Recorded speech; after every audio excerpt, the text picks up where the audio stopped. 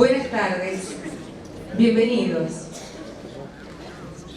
Sin lugar a dudas, es un momento histórico para la provincia de San Juan. Y además de histórico, también es un momento muy especial para la provincia, sabiendo que hace punta en una lucha en la que está unida toda la Argentina y toda Latinoamérica. Primer Congreso Internacional Pro Vida. Así cada uno de nosotros ha ido tratando de participar de alguna o de otra manera, incluso en la promoción del mismo. Desde San Juan, Argentina, en la cordillera de los Andes, un lugar elegido por el general don José de San Martín, lo compartíamos esta mañana también con más de 400 jóvenes en este auditorio. Un lugar en el que nuevamente, como así lo eligiera el padre de la patria, para cruzar a nuestro país hermano Chile y desde allí generar una campaña y una batalla libertadora. San Juan nuevamente vuelve a ser sede, pero en este caso sede de un nuevo grito de libertad en defensa de la vida. Sumamos a la defensa de la vida también la defensa de la familia. Bienvenidos así a San Juan, en esta sede que hoy es el primer Congreso Internacional Pro Vida. Y desde el rincón de las montañas más altas de América se expande un mensaje de esperanza, un mensaje que clama al cielo por las almas inocentes de nuestros hermanos connacionales y también de otras naciones. Un mensaje que nos une para defender nuestra soberanía bajo una sola bandera, la celeste y blanca. De todas partes, amigos, colegas, doctores abogados, operarios, gente de a pie de la Argentina profunda se reúne y se organiza para dar la más grande batalla de todos los tiempos y en especial de este tiempo moderno. Esta batalla es contra la muerte, contra la inmoralidad, en defensa de los débiles y de nuestros hermanos que tomaron en sus manos el desafío de consolidar la base de toda sociedad, la familia natural. A ellos, que defienden los valores y principios heredados de nuestros padres, la fe en Cristo transmitida por más de 2000 años, a quienes se han puesto de pie para acudir a este llamado también, les damos las gracias, y gracias por salir de la zona de confort, gracias por ser ejemplo de otras generaciones, de las de sus hijos, de las de sus nietos. Gracias por ser también, especialmente, aquel ciudadano que quiere dejar este legado.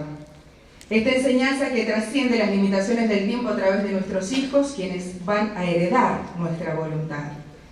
Gracias a los defensores del amor, a las parejas de hombres y mujeres valientes. Gracias a aquellos que decidieron dejar su testimonio de la fuerza del amor, la más poderosa de todo el universo. A todos ellos, gracias por ser luz para otros en este mundo. Bienvenidos a San Juan, aquellos que llegaron desde otros puntos de América Latina, de nuestro país, para aquellos que decidieron y tomar parte hoy por parte de nuestra provincia también. Como ustedes saben, la organización de este Congreso Internacional Pro Vida viene de la mano de la Ola Celeste en la provincia de San Juan. Ya les vamos a comentar un poquito sobre ellos. Pero dos de los oradores que estarán dentro de este Congreso Internacional y que harán la apertura del mismo, son dos oradores que ya estuvieron en nuestra provincia hablándonos también de este tema, y que seguramente vienen a ilustrar y que muchos de nosotros aprenderemos en el transcurso de cada una de sus palabras. Agustín Laje, politólogo, periodista, escritor argentino, nacido en la provincia de Córdoba, lleva publicados 5 libros, dentro de los cuales se encuentra el bestseller internacional en Amazon, El libro negro de la nueva izquierda. Muchos de nosotros seguramente lo hemos traído para autografiar. También en este libro todos sabemos que encontramos aquellos rasgos distintivos de la nueva izquierda que nos hablan de ideología de género o de subversión cultural. Fue escrito en el año 2016 junto a Nicolás Márquez. Nicolás Márquez Es escritor, abogado, docente, autor de numerosos libros de revisionismo histórico también. En el año 2011 fundó la Prensa Popular y 4 años después fundó Prensa Republicana como medios de difusión pragmática. Y por otro lado, comenzó también su carrera periodística en el año 2004, conduciendo el programa radial Con los tapones de punta. Participa como columnista en muchísimos medios de comunicación y por sobre todo los dos han marcado un camino ciudadano del que muchos de nosotros seguimos y compartimos sus pasos. Recibimos con un fuerte aplauso y merecido por la presencia de ellos en este Congreso Internacional y por la lucha que llevan y de la que nos dan ejemplo. Agustín Laje, Nicolás Márquez.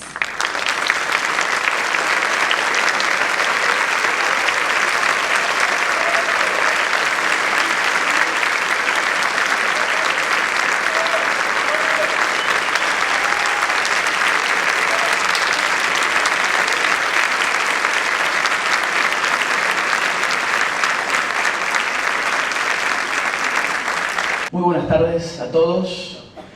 Gracias por haber venido al Congreso que está empezando hoy.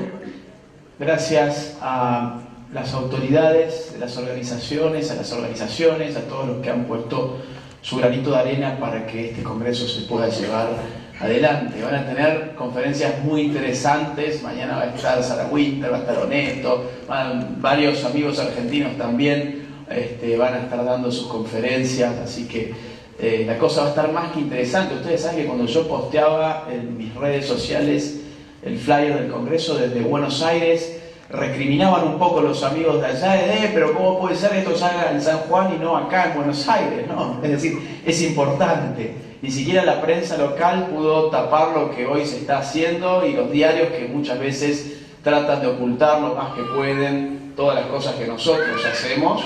Bueno, hoy están acá, así que gracias también a los medios por haberse acercado. Como se dijo previamente, yo voy a hablar sobre un tema que se llama la batalla cultural. Me pueda quedar sin tiempo, excederme, así que cuando me falte una hora, porfa, me avisan. Este para mí es el gran tema, es el tema de nuestro tiempo. Yo no voy a hablar hoy específicamente sobre qué es la ideología de género, sobre el feminismo. Yo voy a dar por sentado que todo eso ustedes ya más o menos lo saben. Nosotros hemos estado hace muy poquito tiempo. Supongo que muchos de ustedes estuvieron cuando nosotros estuvimos dando esas conferencias. Entonces, por esa razón fue que Marcela me dijo, mirá, prepárate una nueva conferencia porque gran parte del público ya va a haber escuchado todo lo inherente al feminismo, la ideología de género, y queremos ir a la raíz. Y yo creo que esta es la raíz y este es el tema que nos puede dar ciertas pistas sobre cómo articularnos estratégicamente a través de lo que hoy domina en el mundo a nivel de confrontación. Son las confrontaciones culturales. Confrontaciones, batallas, choques, guerras, hay de muchas naturalezas. Obviamente uno piensa en una guerra y lo que se le viene a la cabeza son soldados de una trinchera a otra que se están disparando con munición. ¿Por qué? Bueno, por ejemplo, porque está en juego el territorio de una nación. Las guerras suelen ser por razones territoriales. Uno puede extender un poco la categoría guerra, batalla, confrontación en un nivel un poco menos áspero, menos agresivo, y pensar en la política, una batalla política. ¿Qué está en juego en una batalla política? Un puesto electivo. Es decir, una batalla política como lo que vamos a tener este año, lo que está en juego son las bancas en el Congreso, el sillón de Rivadavia, etc. Ahora, ¿qué está en juego en una batalla cultural? Y por eso digo que me parece el tema fundamental. Lo que está en juego en una batalla cultural es nada menos que la cultura. La cultura, en una batalla cultural, es el medio y al mismo tiempo es el fin a través del cual esa batalla se despliega. Claro, ¿cuáles son los medios de la batalla militar? Ustedes dirán, bueno, qué sé yo, los tanques, los aviones, las municiones, el ejército, el armamento. Y en la batalla política, ahí los carteles, las conferencias de los políticos, las veces que los políticos van a la televisión, esos son sus medios. ¿Para qué? Para darse a conocer, la militancia que tengan en la calle. No coinciden el fin y el medio. En la batalla cultural coincide el fin y el medio. Es la cultura el medio a través del cual la cultura entra en colisión y es la cultura el botín de esa batalla cultural. Entonces, el gran problema al cual Bueno, antes de arrancar con las cuestiones conceptuales, les quiero mostrar algunas noticias muy recientes. Vamos a pasarlas muy rápido, pero para que vean en qué anda esto de la batalla cultural y cómo realmente es una cuestión de todos los días. Bueno, Carlos Marx es relevante aún en la actualidad, 2018, ¿no? Es decir, y esto es cierto, esto sale en el Universal en México. Y esto es completamente cierto, es decir, uno va a cualquier facultad de Ciencias Sociales, Humanidades, el pensamiento en general tiende a ser o marxista, o neomarxista, o postmarxista. De cualquier forma está aliado a una tradición vinculada con este hombre que escribió en la segunda mitad del siglo XIX. Marta Dillon, quien es la fundadora de Ni Una Menos, ha dicho a Infobae: la pareja heterosexual es un factor de riesgo para la vida de las mujeres. Lo dice, pero ¿cómo? Pero si Ni Una Menos era una cosa muy buena, entonces íbamos y marchábamos por las mujeres. Y había un loco, o sea yo, que cuando esto empezó dije, cuidado, porque no está marchando por las vidas de las mujeres. Hay un proyecto político ideológico que se enmarca en una lucha cultural que está detrás de todo esto. Y a mí me dijeron de todo. Básicamente, casi que yo era el que salía a pegarle a las mujeres. Bueno, pasado el tiempo, la fundadora o una de las impulsoras originales de Ni Una Menos me terminó dando la razón cuando dio esta entrevista, que había algo más. ¿Conocen esto? Un grupo de veganos atacó a patadas una pizzería, El Grito de Liberación Animal, el Guerrín, en Buenos Aires. Las pizzas espectaculares, las mejores de Argentina y no sé si del mundo. Fueron a pegarles patadas a los vidrios y a molestar a la gente que estaba allí adentro porque, bueno, ellos están en contra de que se use la leche para el queso mozzarella y no sé qué otra cosa más, ¿no? Bueno, esto cada vez va a ser más frecuente también, se enmarcan estas ideologías posmodernas. Una polémica charla de TEDx intenta normalizar la pedofilia como una orientación sexual natural. Esto fue en Alemania. ¿Saben lo que son las charlas de TEDx, no? Estas charlas muy bien financiadas, una puesta en escena espectacular, cámaras de primer nivel, distribución además garantizada. Bueno, en este caso se dedicaron a explicar cómo la pedofilia es una orientación natural sexual, de modo que si vos tenés 50 años, digamos, y te excitás con una nena que tenga 6 o con un chiquito de 7, no te preocupes, esto está enmarcado dentro de tu naturaleza y dentro de, digamos, el gran conjunto, la gran familia de orientaciones sexuales y géneros, que en el caso de los géneros, según la ONU, ya son más de 110. Un hombre demandó a sus padres por haberlo tenido sin su consentimiento. No sé si vieron esto. Es parte de un nuevo movimiento que se llama antinatalista. Un movimiento que, ojo, también existe acá. Cuidado, no es solamente de India. Es decir, esto trasciende por lo bizarro del caso, pero hay todo un movimiento que está llamando a no tener hijos para cuidar a la Pachamama, etc., ¿no? Digo, esto se resuelve muy fácilmente, que se pegue un tiro y ya estamos. Digamos, no sé cuántas personas se irán a poner tristes. La Plata ya tiene Todes, el programa de TV exclusivamente de género y único en el país. Lo conocen, ¿no? Todes es un programa que sale en la TV pública de la Universidad de La Plata, es decir, financiados con nuestros impuestos, bajo la presuposición de que la gente es muy bruta y habla muy mal. Claro, yo cuando dije bienvenidos a todos, gracias por venir, yo además de estar hablando mal, incorrectamente, estaba siendo muy malo. Porque al decir todos, me estaba refiriendo, según estas ideologías, solamente a los hombres heterosexuales de la sala y no me estaba refiriendo a las mujeres. Yo supongo que ninguna mujer se ha sentido excluida cuando yo dije bienvenidos a todos y se quedó esperando que yo cambiara la O por la E y dijera bienvenidos a todes, bienvenides a todes, qué sé yo ya cómo se dice. Pero el caso es que, fíjense, ahora todos los chicos están con el tema del lenguaje inclusivo, que ya en su nombre es una ridiculez. El único lenguaje que incluye es aquel que tiene la capacidad de sumar en el marco comunicativo a aquellos que por disfunciones no se pueden comunicar. Por ejemplo, un sordo, por ejemplo, un mudo, por ejemplo, un ciego. Pero claro, es mucho más complicado meterse a estudiar braille o lenguaje de señas que cambiar la O por la A y la A por la E, evidentemente. Entonces, ustedes fíjense, digo, hoy hablábamos con los chicos por la mañana, qué fácil es ser buena persona en este mundo. En este mundo ser buena persona es tan fácil como cambiar la O y la A por la E, y no solamente vas a ser muy bueno, sino que vas a estar cambiando ese mundo. Vas a estar haciendo de este planeta un lugar mejor en el cual todos podamos estar realmente incluidos. La pregunta de fondo es, ¿quién se incluyó cambiando la O y la A por la E?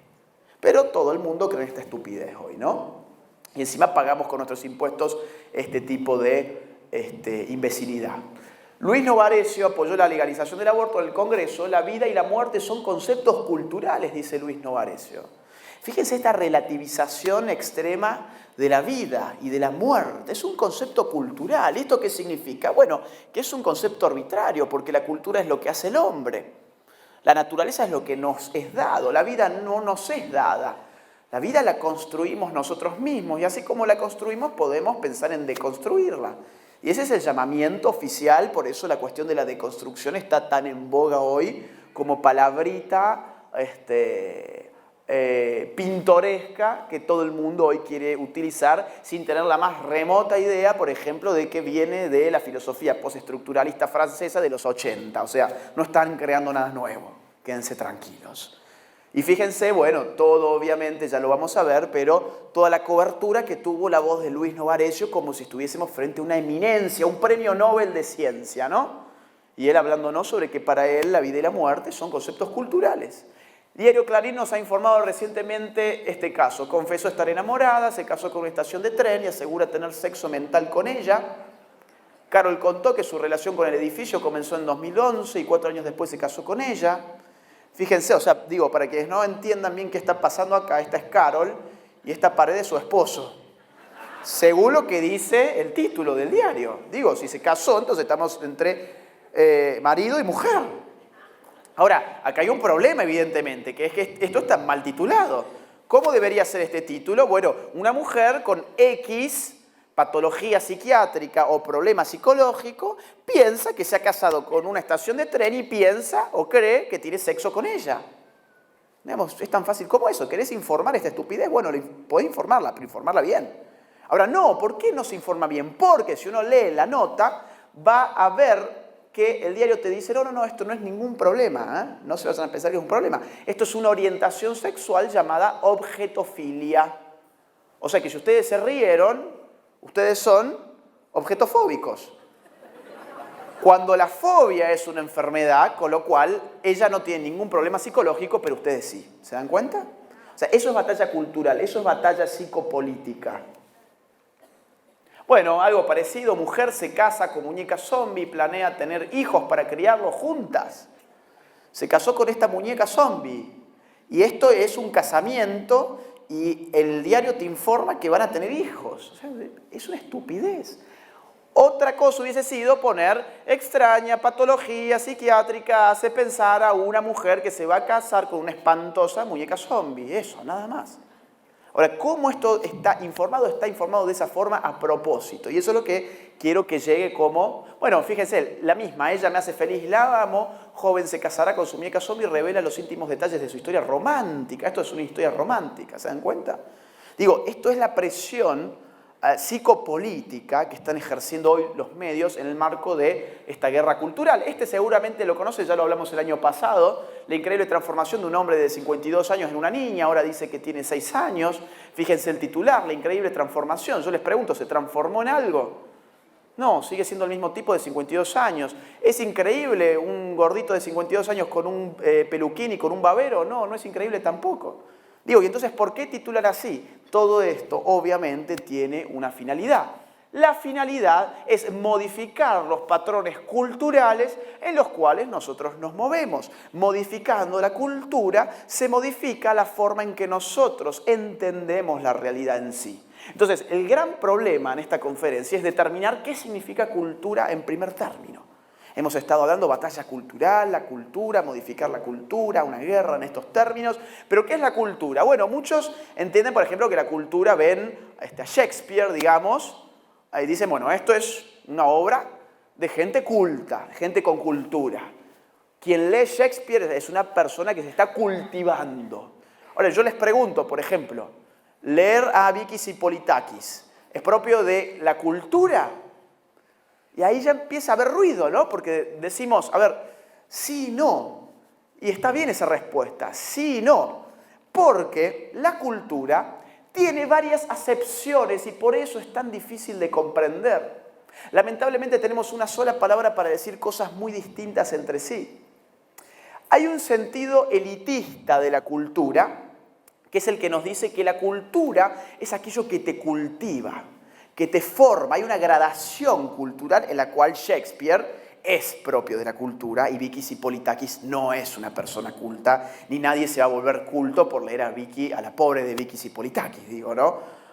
Esto responde a justamente ese ruido cuando yo les dije, bueno, y Vicky, digamos, y su libro, son propios de la cultura y según una acepción elitista de la cultura que jerarquiza los elementos culturales en cuanto a su calidad, no. Un libro de Vikis Hippolytakis no es un libro de cultura, es un libro, qué sé yo, para ir a la playa, nada más. Pero por otra parte, hay una acepción antropológica que dice que cultura es todo aquello que está vinculado con el orden de lo simbólico. Cultura es todo aquello que el hombre es capaz de hacer en su entorno.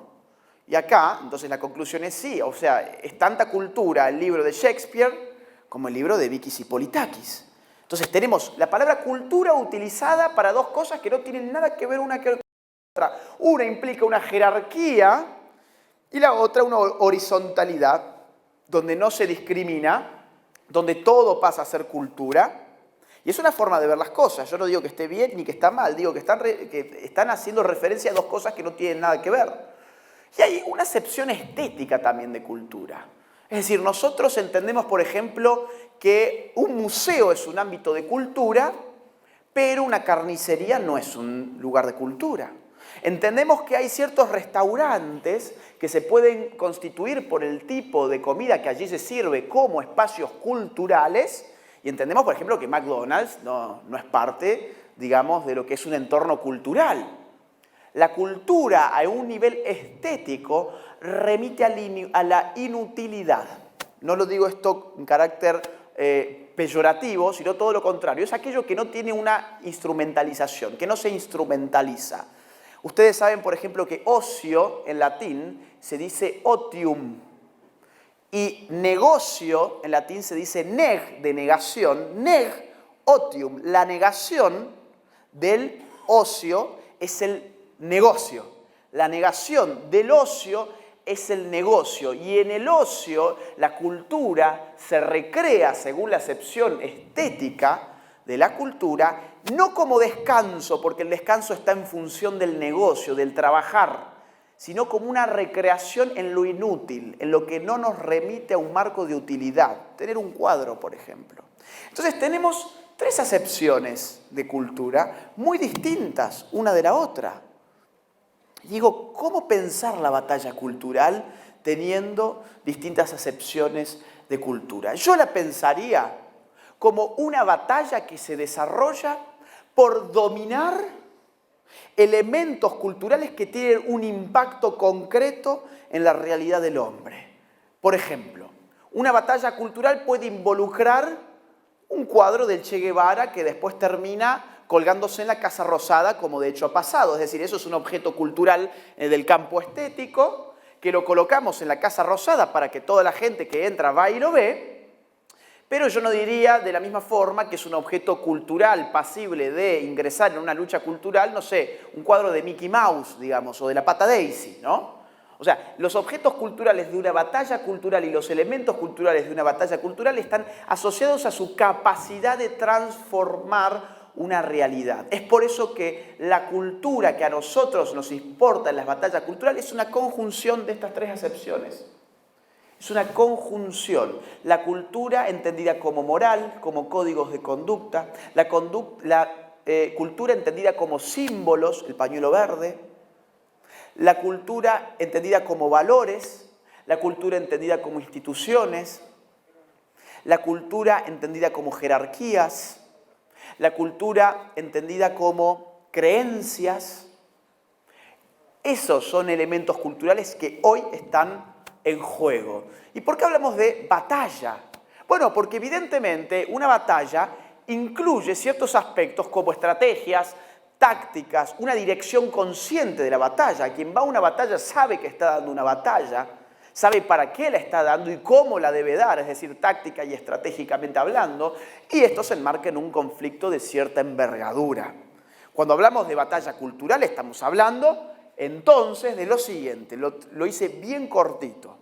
Una batalla cultural es una batalla por la definición de los elementos hegemónicos de una cultura, donde la cultura aparece al mismo tiempo como medio y como fin de una disputa de relativa magnitud.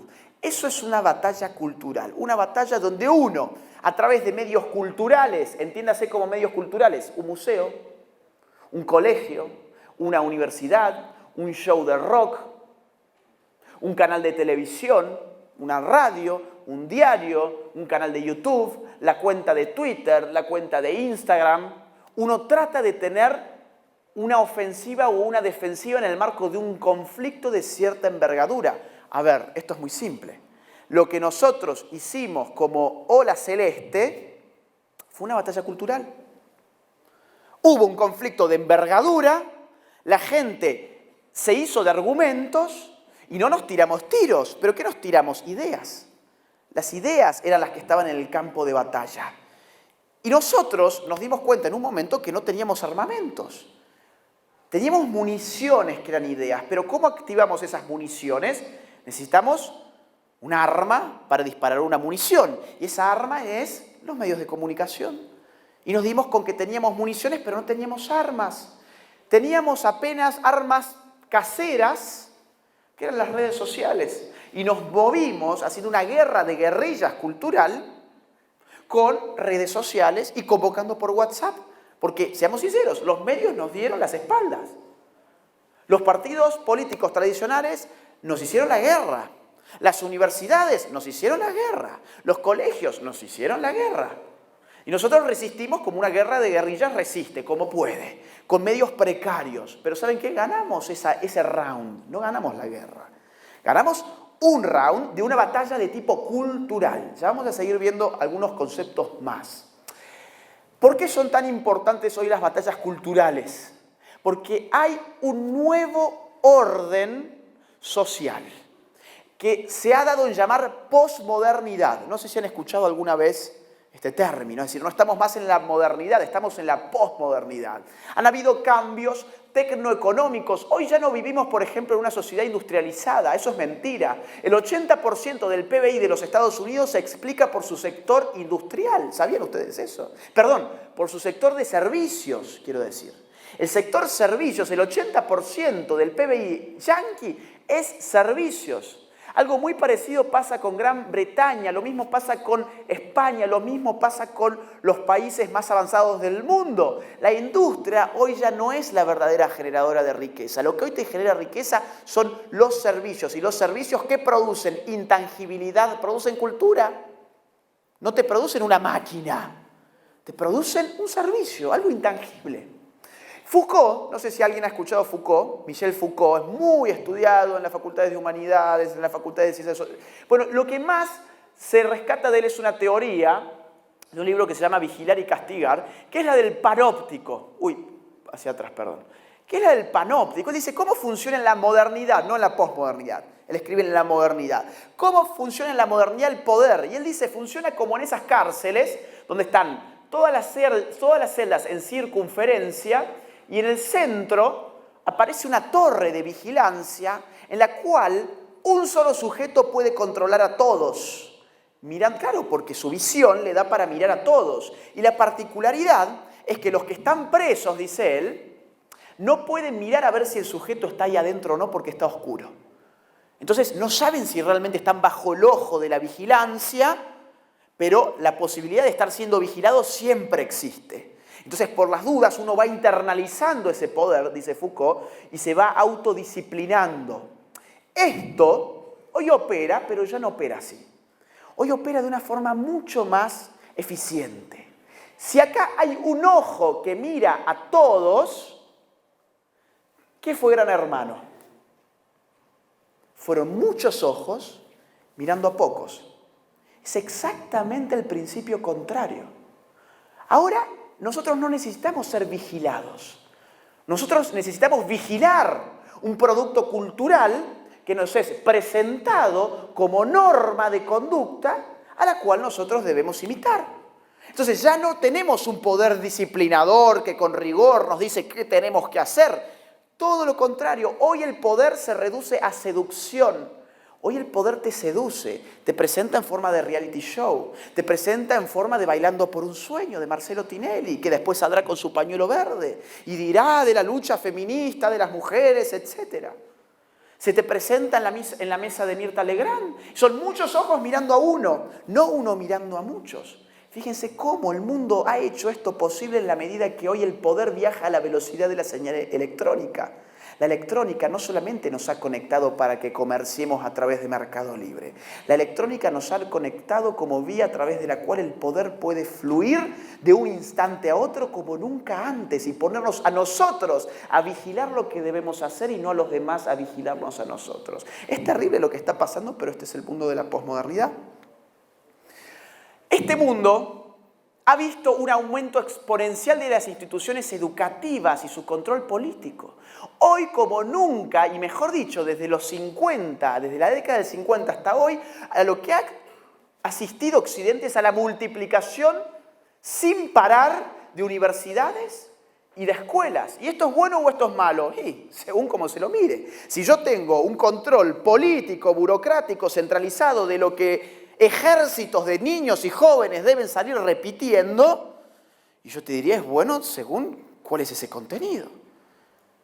A mí me gustaría una escuela y una universidad descentralizada.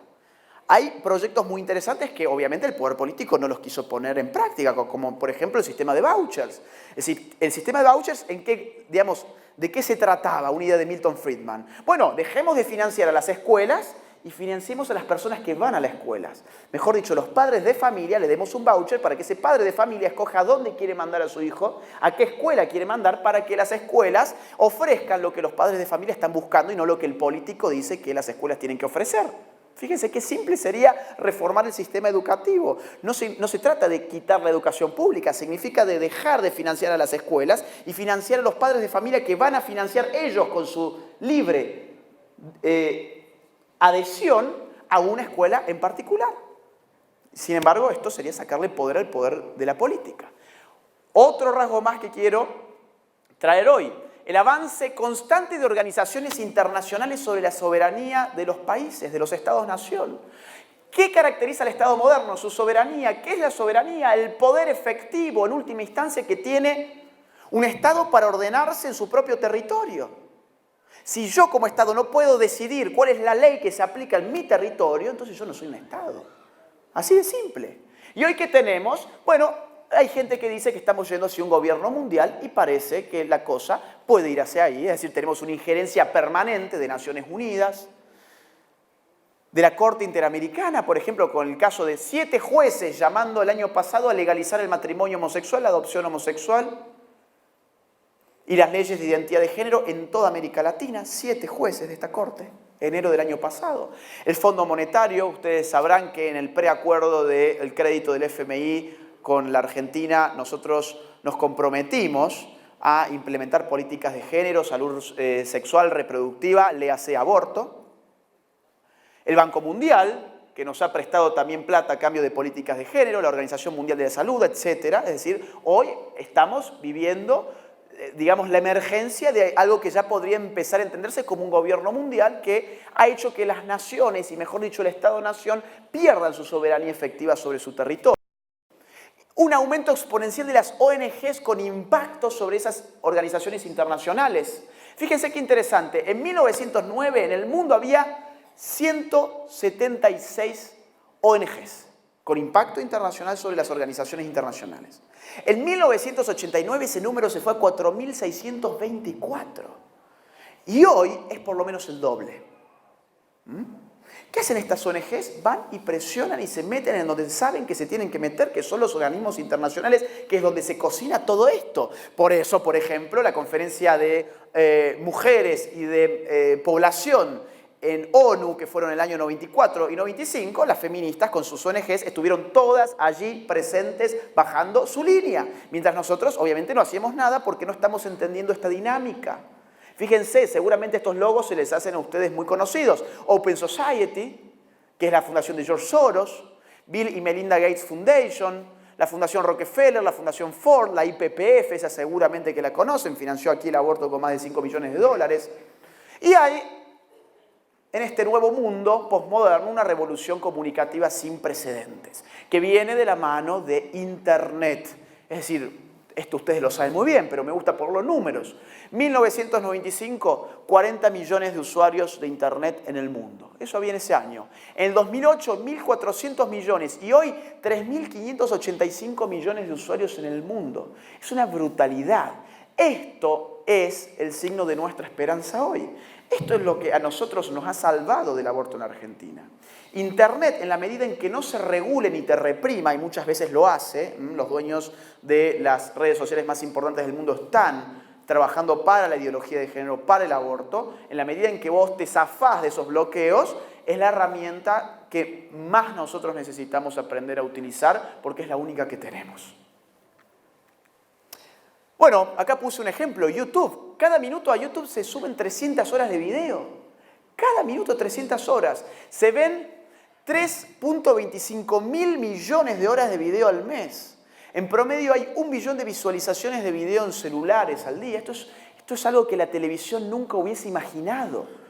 Ahora, este es el poder de la cultura, ¿se dan cuenta? Hoy la cultura es la materia prima para cualquier tipo de emprendimiento. Tenemos una sociedad postindustrial, organizada internacionalmente, fijada culturalmente a través de los mecanismos online. La guerra cultural hoy tiene un marco material, objetivo en el cual ella se despliega. ¿Y por qué es tan importante hablar de batalla cultural? Porque es la antesala de la batalla política. ¿Qué pasó con el aborto? Hubo una batalla cultural que ellos venían dando desde hacía décadas. Es decir, el movimiento el Encuentro Nacional de Mujeres, que se hace todos los años, ¿desde hace cuánto venía? Desde los 90, más o menos. Digo, desde los 80. Desde el 83. Desde hace 35 años. Y nosotros empezamos hace un año, chicos. O sea, no... Siendo muy sinceros, empezamos hace un año. Ellos vienen desde hace 35 años por lo menos. Y ellos, llegó una instancia en la cual dijeron, la batalla cultural está ganada. Tenemos a los medios, tenemos a las universidades, tenemos a los colegios, tenemos a la cultura en general, tenemos a los intelectuales. Y entonces están dadas las condiciones ¿para qué? Para pasar del campo de la batalla cultural a la batalla política que supone la institucionalización de una cultura específica que ha sido ganada en el marco de esa batalla cultural. Fíjense los agentes que yo puse acá, porque cada batalla tiene sus agentes. La batalla cultural tiene como agentes al colegio, los medios tradicionales, los medios digitales, las universidades, las ONGs y los think tanks, los movimientos sociales, la farándula. Es un poder enorme, el de la farándula ya lo vamos a ver. Es un poder enorme. ¿Por qué? Porque uno le confiere a la farándula una suerte de privilegio epistemológico sobre todas las cosas. La farándula como, mira qué bien que actuó en esa serie, entonces doy por hecho que está habilitado para hablar de cualquier cosa, porque es buen actor o buen cantante. Eso es un poder enorme. Pero fíjense, ¿nosotros qué tenemos acá? Hagamos ese ejercicio. ¿Colegios? Seamos sinceros, no. Muchas veces ni los colegios católicos siguen nuestras ideas. O ceden o por cobardía muchas veces se quedan bien callados. Digo, pues me ha pasado. Universidades menos, es el campo enemigo más fuerte y es donde ellos se ponen locos cuando nosotros nos mandamos ahí, y lo hemos hecho muchas veces con Nicolás, y es el lugar más violento de todos porque es su cuartel general, de ahí está saliendo todo. ONGs, think tanks, seamos sinceros, tampoco tenemos. No tenemos nada equivalente a la IPPF, a la de Bill Gates, a Open Society, a la Fundación Rockefeller, nada de eso hay. Tenemos una ONG que está resistiendo y son héroes, que son los amigos de Hazte Oír y de Citizen Go. Pero financieramente hablando, no son comparables con lo que son estos monstruos de ONGs que venimos citando. Medios tradicionales tampoco tenemos. Farándula, y chicos, seamos también sinceros, no tenemos farándula. Maru Botana no es de la farándula. La farándula es Florencia de la B, es Jorge Rial, es Marcelo Tinelli, es Susana Jiménez. Maru Botana no es de la farándula. Mariano Barrio, que es un gran tipo, un tipo con mucho coraje, tampoco es de la farándula. Y digo esto por los videos pro vida, los famosos pro vida. Y seamos sinceros, o sea, no eran famosos de esos que uno prende la televisión y está ahí. Amalia Granata es la que más se aproximaba, pero en calidad de panelista de TV, o sea, ni siquiera de conductora. Otra vez, una mujer muy valiente, no estoy atacando su figura, estoy atacando, digamos, la idea de que nosotros tenemos farándula de nuestro lado. No la tenemos. Medios digitales, y a veces los usamos muy mal.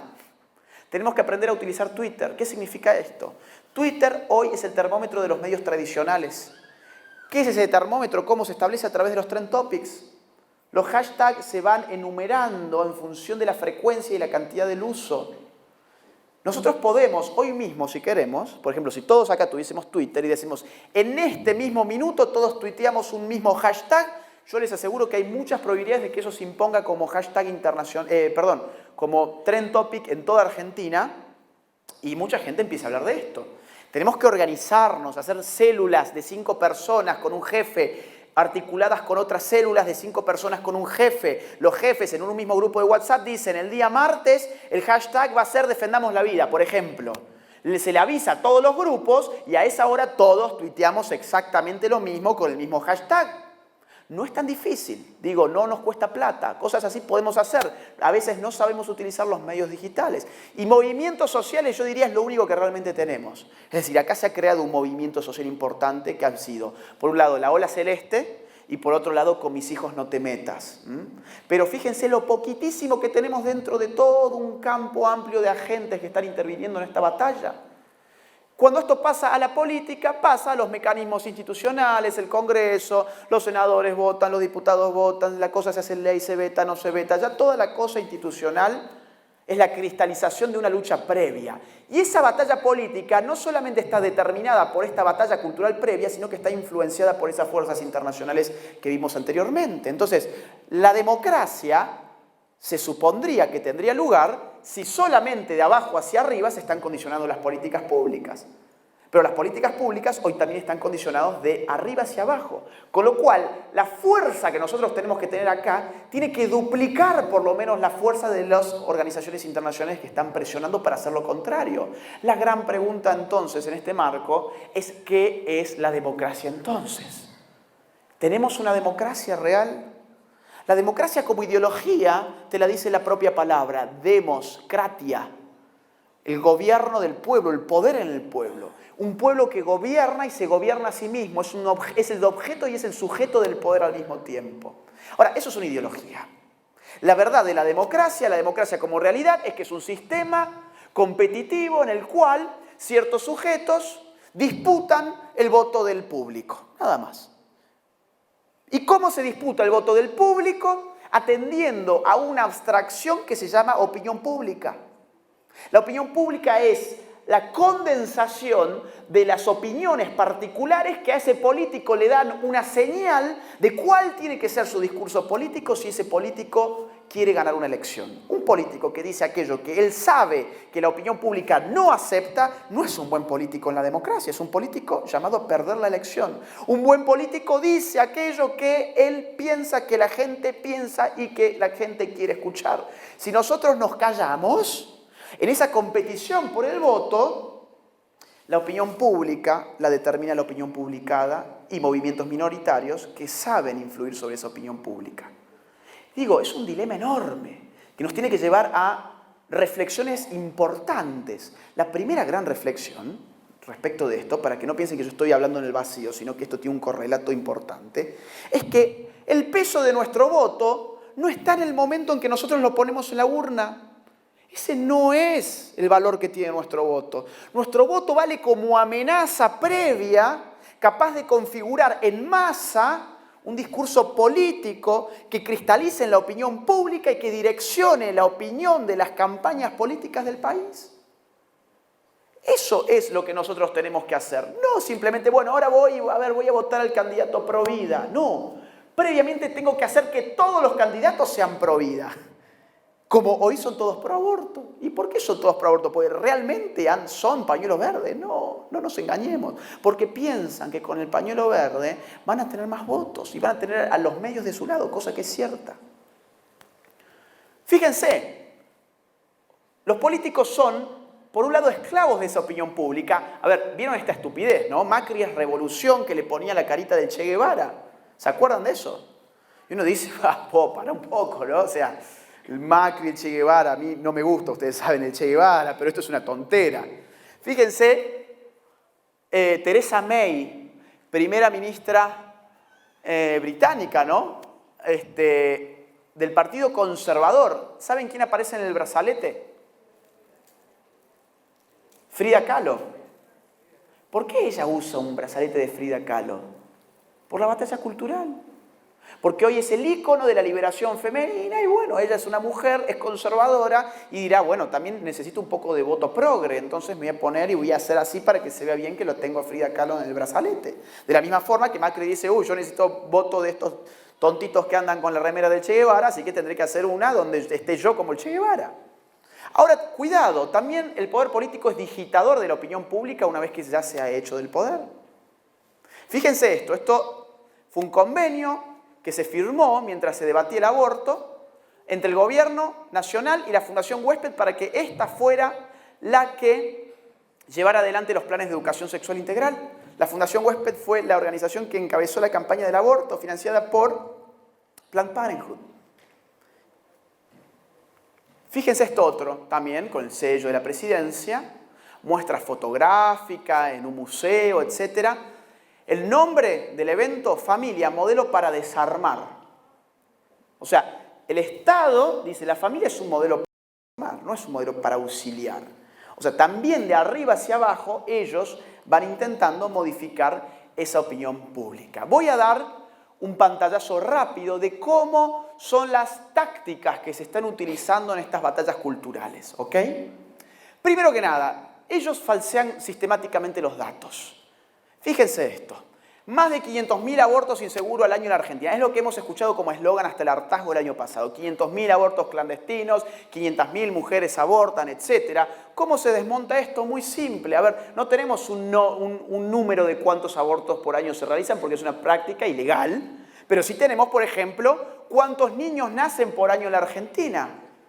Aproximadamente, digamos, unos 700.000 niños nacen por año, con lo cual uno puede hacer una operación muy simple.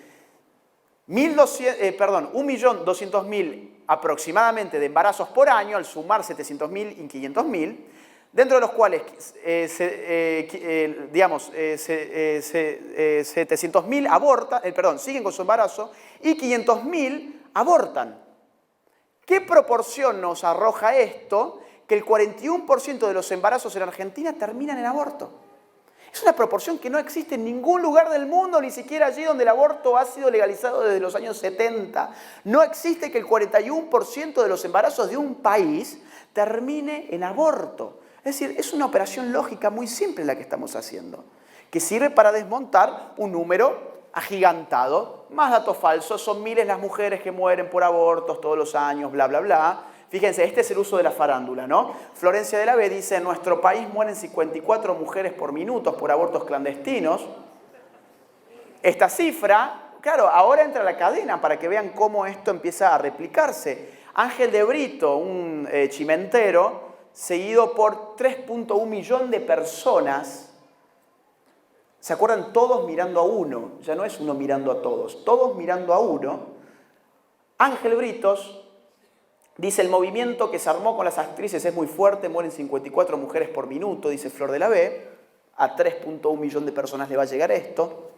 Por si faltara algo, Diario Clarín vuelve a poner, mueren 54 mujeres por minuto por abortos clandestinos, aseguró de la B en la nota. La conclusión, 54 mujeres por 60 minutos que tiene una hora, por 24 horas que tiene un día, por 365 días que tiene un año, más de 28 millones de mujeres en Argentina mueren por aborto. El gran tema es que no existen 28 millones de mujeres en nuestro país. O sea, empecemos por eso, ¿no? Empecemos porque no existen 28 millones de mujeres. ¿Cómo vengo con el tiempo? ¿Bien? Ok. Empecemos por eso, ¿no? La verdad, ¿cuál fue la verdad? Datos del 2016.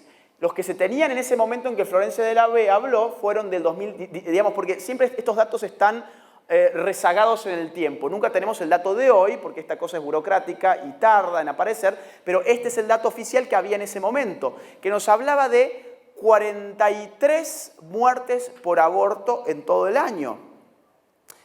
Entonces, ¿qué hicieron ellos? Fíjense, qué interesante. Ellos dijeron, bueno, a ver, no vamos a hablar de 43 casos.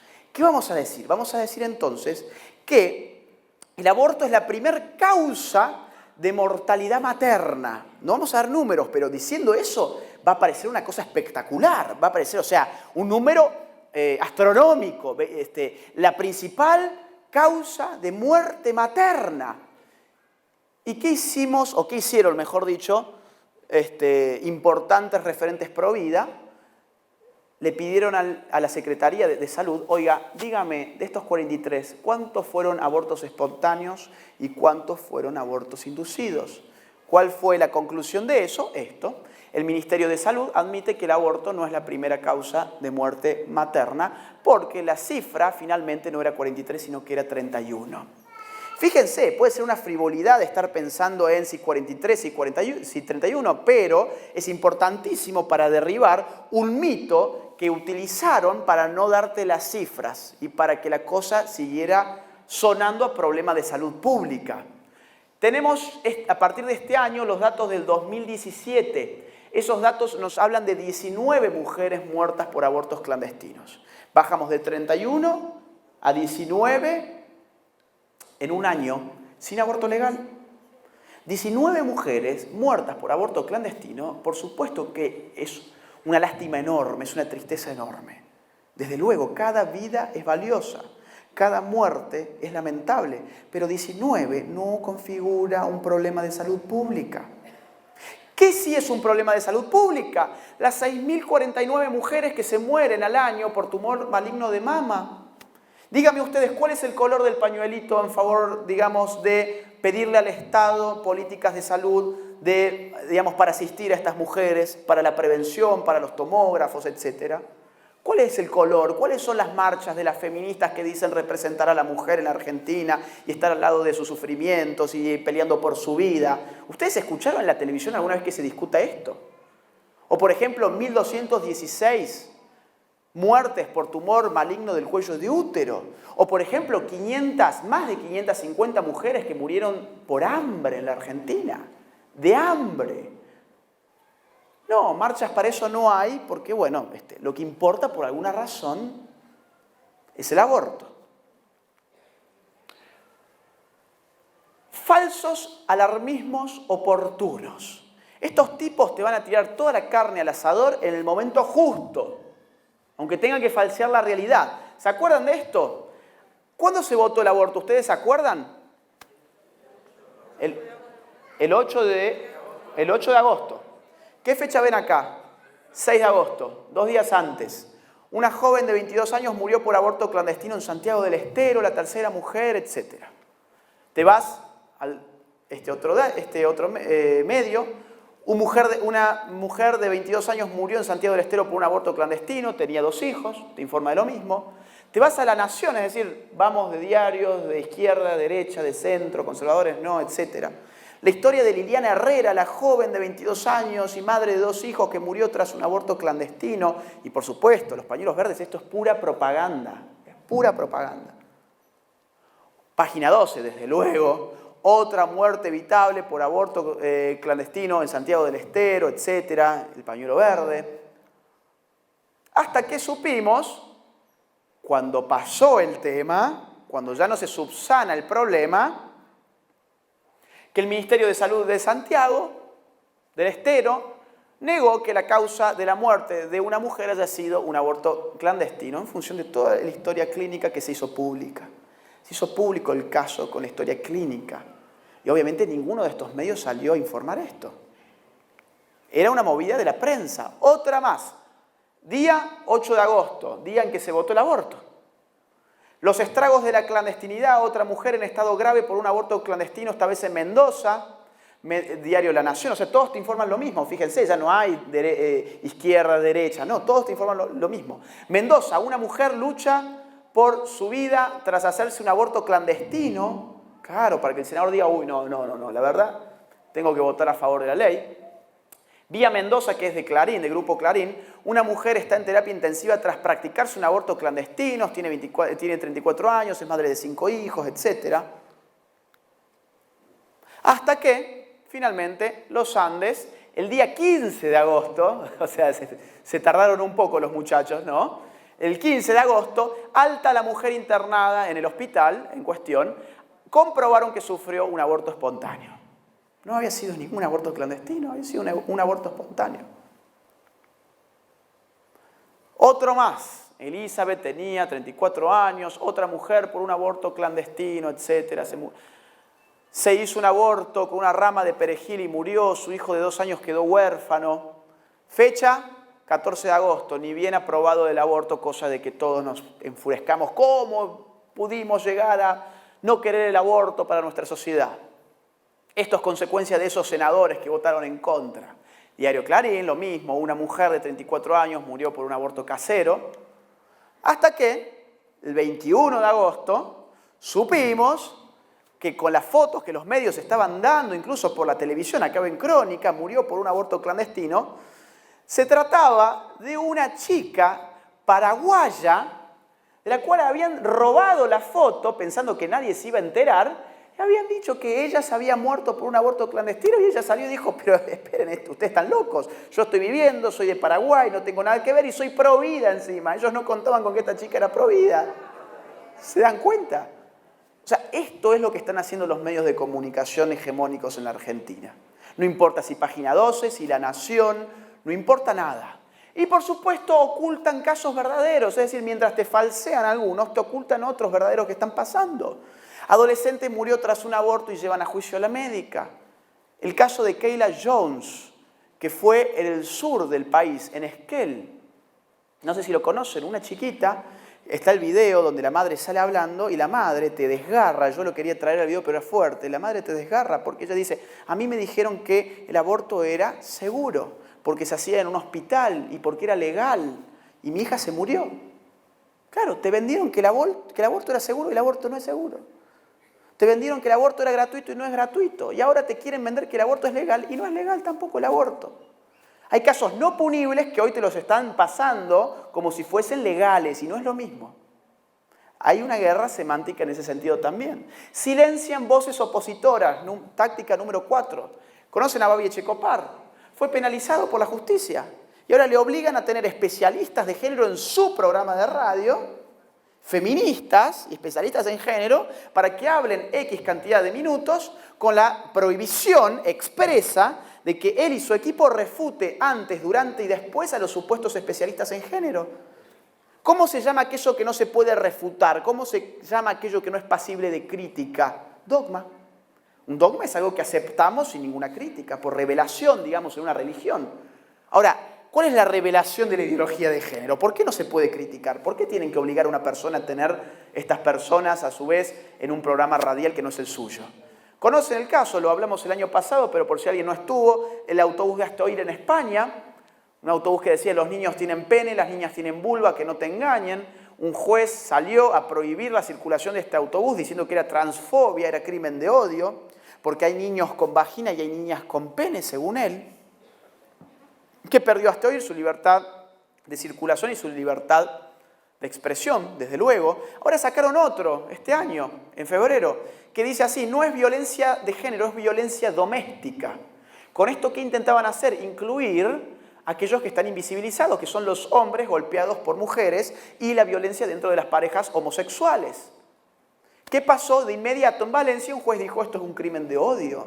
No se puede decir violencia doméstica, hay que decir violencia de género. ¿Saben por qué? Porque las palabras son las municiones de una batalla cultural. Si nosotros les cambiamos a ellos las palabras, ellos empiezan a perder la guerra. Nosotros estamos perdiendo la guerra porque ellos impusieron el lenguaje que nosotros tenemos que utilizar. ¿Conocen Florencia de la B? Llevó a juicio un locutor de Córdoba, de Carlos Paz, que había opinado en su programa, en un humilde programa radial, que él no estaba de acuerdo con que Florencia de la B haya recibido el premio Mejor Actriz del Año porque era un premio para mujeres.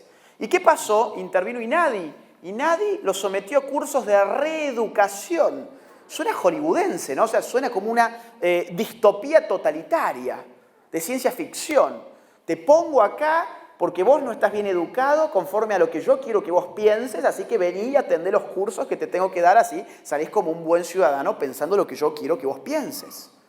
Y además, por supuesto, está judicializado.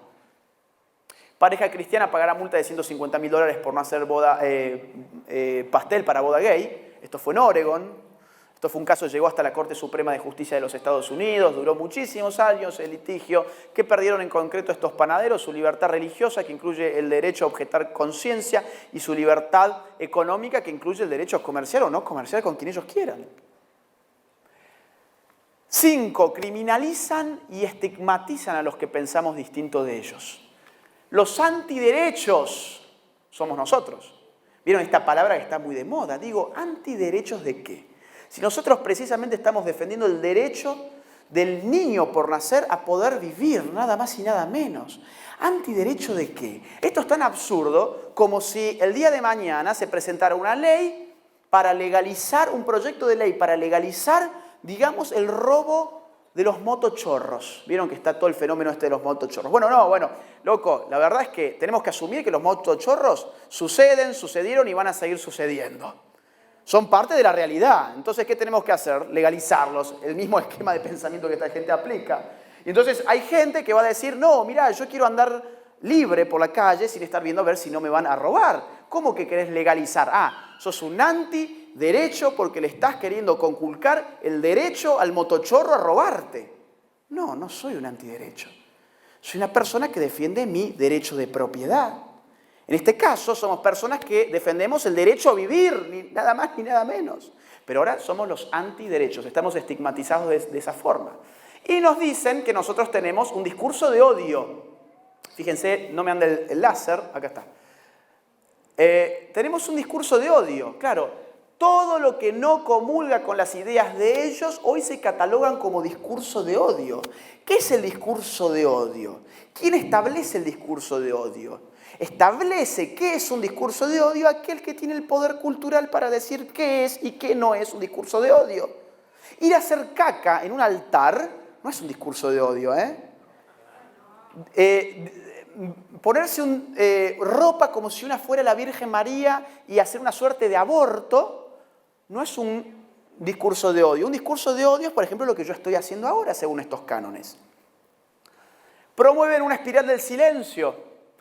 ¿Qué es una espiral del silencio? Es una situación sociológica configurada por los grandes medios de comunicación, por lo general, en la cual logran hacer sentir a las mayorías que son minorías, mientras le dan el poder de las mayorías a las minorías. Y eso es lo que nos ha pasado a nosotros. Eso te lleva a que autocensurarte, porque vos pensás qué pocos que somos.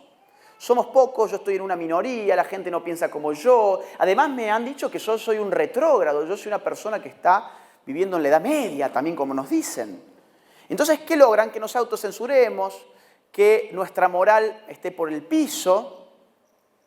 Y esto lo hacen muy simplemente. A ver, uno hace una marcha pro vida y ya sabemos, en general los medios van y sacan la peor foto que puedan sacar. Te sacan el rinconcito donde no se vea mucha gente. Y ahora, si los verdes hacen su marcha, o un grupo de 50 feministas se junta a hacer no sé qué, ahí van a ir y van a sacar la mejor foto. A ver, pongan los cartelitos allí, vamos a sacar lo mejor que se pueda para que la cosa parezca multitudinaria. ¿Me hacen así de 5 minutos? Perdóname. Ok, dame 5, 7, please. Fíjense lo que nos pasó a nosotros ahora, por ejemplo.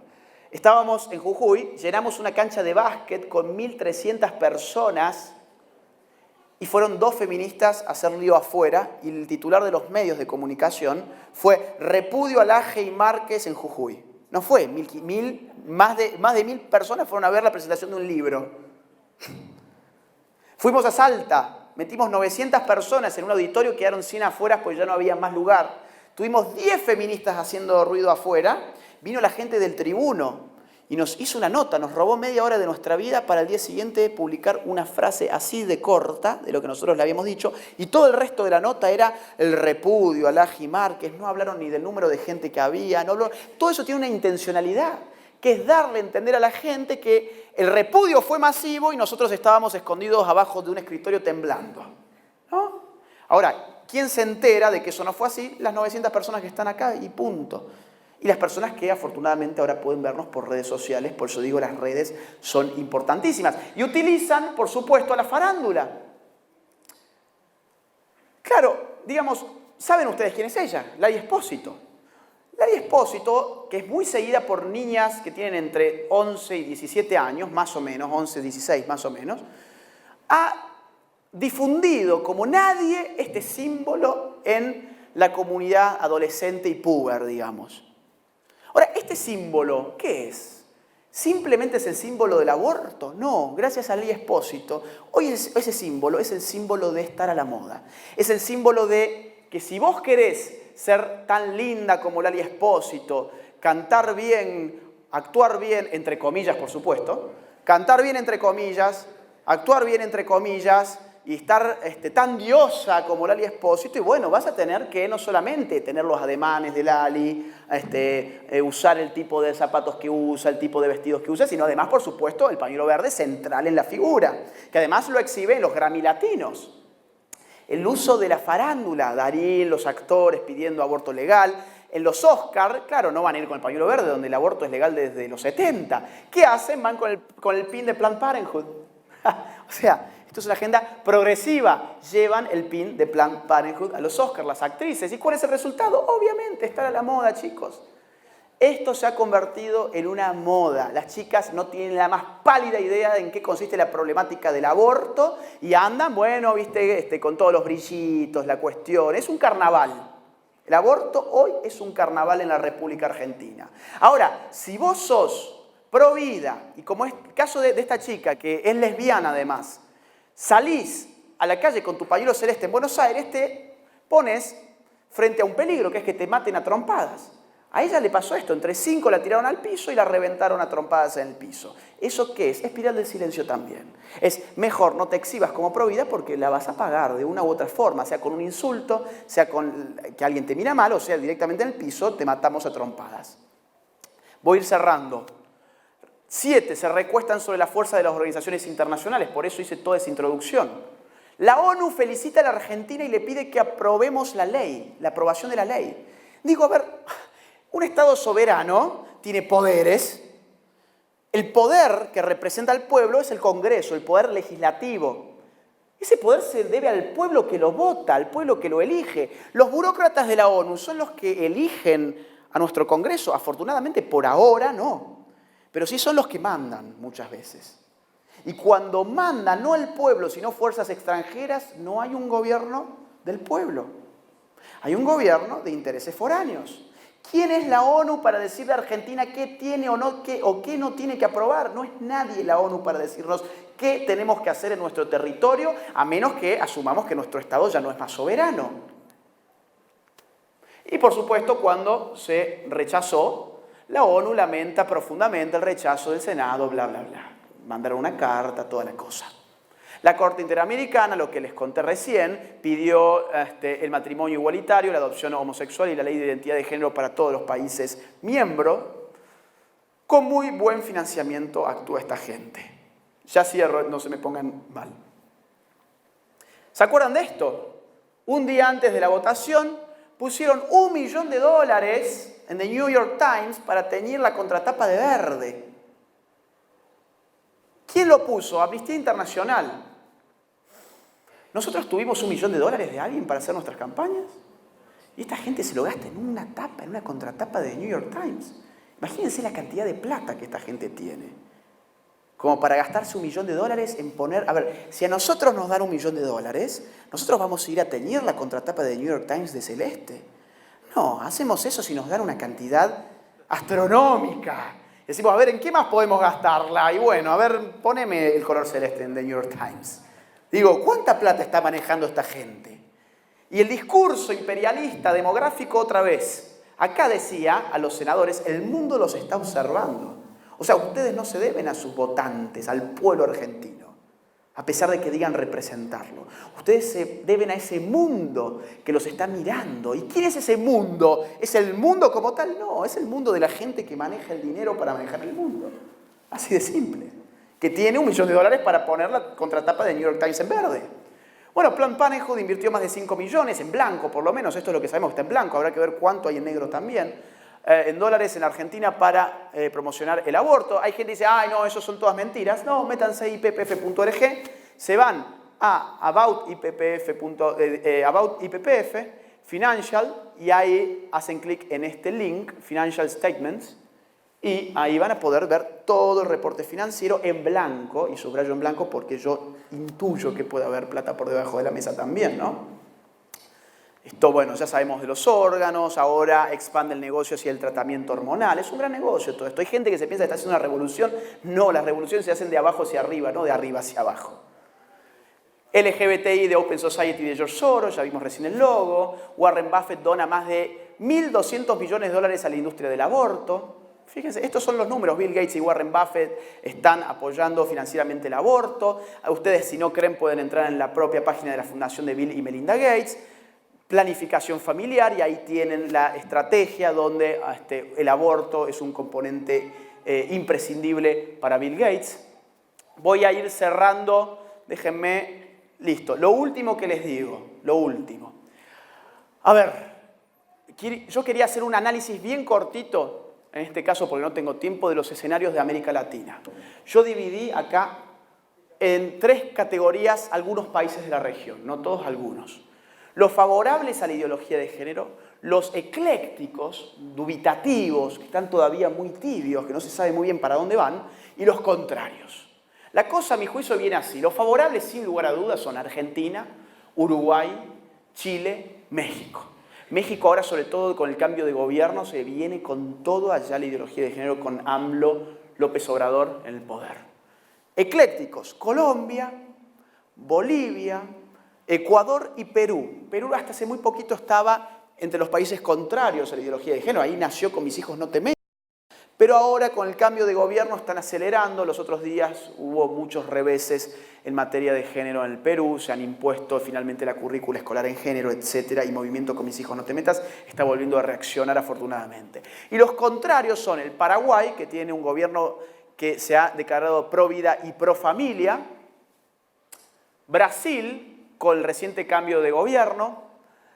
Costa Rica tiene una sociedad bastante conservadora y ahí se dio un fenómeno muy importante que fue el de Fabricio Alvarado, un candidato pro vida sin ningún aparato, de un día para el otro gana las elecciones con más del 35% de los votos, después pierde la segunda vuelta, pero sienta un precedente muy importante, y Centroamérica en general es más bien conservador. Esos son los escenarios que hoy estamos viviendo. ¿Y qué podemos hacer nosotros en la Argentina para enfrentar esto? Bueno, tips bien rapiditos porque ya me van a matar. Número 1, formación política. Tenemos que entender de qué se trata la política. Hoy hemos hablado mucho sobre política. Tenemos que entender de qué se trata la política y tenemos que saber cuáles son los partidos. Tenemos que saber quiénes son los candidatos. Tenemos que tener memoria política, informar a la gente de cuál candidato está a favor del aborto y cuál no. Y si tenemos una duda, encararlo al tipo. Definite. ¿Qué querés? A ver si yo te voto o no. Una democracia sana se basa en la calidad de la información que la gente tiene a la hora de ir a votar. Si no sabes nada de política, tu voto no va a valer nada. Discursos y argumentos seculares. Vivimos en un mundo, nos guste o no, mundo secular. Un mundo secular es en el cual se tienen que dar argumentos que todos puedan comprender y adherir a ellos, independientemente de si creen o no creen en Dios o si tienen alguna religión.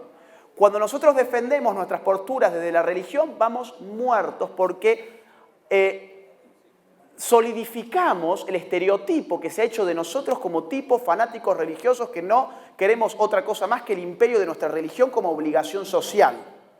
Entonces, discurso y argumentos seculares es imprescindible y para eso hay que estudiar bastante.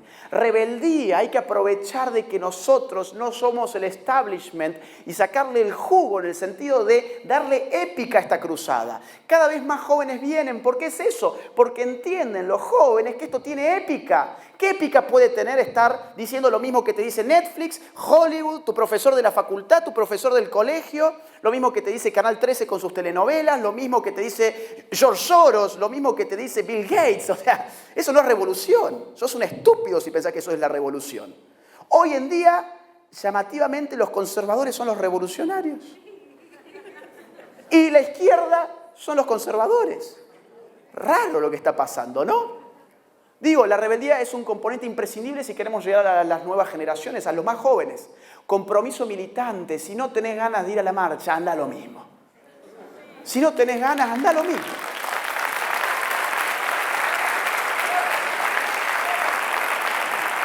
Ellos, ahí cierro, me quedan estos 2 puntos, no me maten, cierro, ok. Fíjense, a ver, ellos son profesionales de la militancia, saben militar. Seamos sinceros, nosotros no sabemos militar.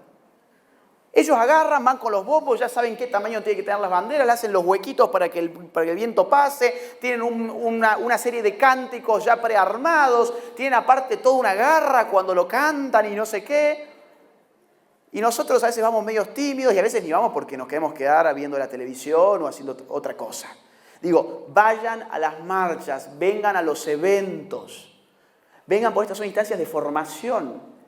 Hoy ustedes se van a ir con una serie de ideas, mañana se van a ir con otra serie de ideas que van a enriquecer, no ustedes mismos, sino a todos aquellos que entren en contacto con ustedes. Esa es la importancia de que hoy ustedes estén acá. No que se lo guarden como, mirá qué bueno todo lo que yo aprendí. No, mirá qué bueno lo que yo aprendí para comunicarle a los demás lo que yo aprendí en ese congreso. Impactar sobre la opinión pública. No tenemos plata, busquemos formas gratuitas de impactar sobre la opinión pública. Ya les expliqué, por ejemplo, una sola idea con el tema de Twitter. Hoy hay una guerra de memes impresionante. Los más jóvenes seguramente la ven. Hagan memes, troleen, métanse en los diarios que hablan a favor del aborto y que hablan en contra nuestra. Y fíjense si tienen un espacio para dejar tu comentario y mátenlos. Reviéntenlos. Impactar sobre la política. El último punto. Pidan reuniones con los políticos. Háganles sentir de 2 maneras que ustedes existen y que ustedes son ciudadanos y que ellos se deben a ustedes. El político en la democracia se debe al ciudadano. Pidan reuniones, vayan en grupos, planteen cosas concretas, amenacen si es necesario, en el sentido de tenemos esta cantidad de gente y queremos apoyar a un político que sea pro vida. ¿Vos qué vas a hacer? ¿Vos qué vas a hacer si pasa tal cosa? Y háganlo público, grábenlos, háganlo público, háganle firmar documentos de compromiso con la vida para que el día de mañana, si el tipo te traiciona, vos salís a los medios y, bueno, impactás sobre la opinión pública diciendo este tipo fue un mentiroso. Nos mintió en la cara, miren, acá tenemos su firma. Hacer eso es importante. Ir a los partidos políticos, ir a los políticos, tener una actitud política en las marchas. Cierro con esto. ¿Saben por qué ganamos la lucha del aborto el año pasado? Porque finalmente entendimos que era un problema político. Digo, en la Cámara Baja, los argumentos fueron de 2 o 3 tipos. Jurídico, en el sentido de es inconstitucional esta ley por bla, bla, bla, bla. Biológico, científico, en el sentido de el ser humano por nacer es un ser humano por esto, aquello, y fue de tipo ético. Es malo matar a un ser humano por nacer por esto y aquello. Ahora, el argumento político brilló por su ausencia. ¿Cuándo apareció el argumento político? Cuando el Senado. ¿Por qué razón? Y porque la gente llenó las calles. Digo, ¿se acuerdan tanto lo de Luján en Buenos Aires como el Obelisco? Creo que fue el 4 de agosto. Y en todo el interior de la Argentina, aquí en San Juan fue impresionante también, en todos lados fue impresionante. Pero ahora ya no era el bebito, ya no era somos todos muy buenos acá y queremos que ustedes sean buenos y que no sean malas personas y que no maten a los bebés. Era con aborto no te voto. Eso es un argumento político. O sea, ya te di mis argumentos jurídicos, mis argumentos científicos biológicos, ya te di mis argumentos filosóficos éticos, bioéticos. Ahora, ¿qué me queda? Bueno, listo, si no te interesan mis argumentos porque sos un cazador de votos, entonces te la vas a ver con mi voto. Con aborto no te voy a votar, Macri, con aborto no te voto. Fue una tendencia nacional. Fue una tendencia nacional que duró todo un día. Y eso fue lo que los asustó. Eso fue tener impacto sobre la política desde la ciudadanía. No hace falta tener un partido político para poder impactar sobre la política. Hace falta estar bien organizados, tener una buena formación política y actuar con una estrategia. Espero que esta conferencia haya servido por lo menos para sentar algunos conceptos que nos ayuden, no ahora mismo, sino después, en cada agrupación, a delinear una estrategia para las luchas que vienen. Gracias.